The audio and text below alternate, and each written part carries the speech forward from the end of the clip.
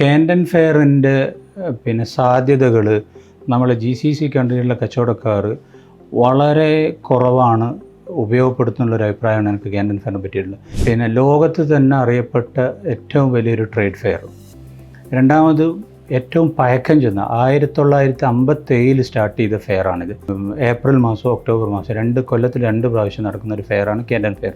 ഈ കാൻഡൻ ഫെയറിൻ്റെ വേറൊരു ഗുണം എന്താണെന്ന് വെച്ചാൽ ചൈനയിലുള്ള എല്ലാ സപ്ലൈസിനും എല്ലാ പ്രൊവിൻസിലുള്ള ചൈനയിലുള്ള major manufacturers, major import export foreign trade കമ്പനികൾ അറ്റൻഡ് ചെയ്യുന്നൊരു ഫെയറാണ്. ഓൾമോസ്റ്റ് ഒരു ഫെയർ ഒരു ടൈമിൽ 60,000-ഓളം മെയിൻ ബൂത്തുകൾ ഉള്ള ഒരു ഫെയറാണ് ഈ കാൻഡൻ ഫെയർ.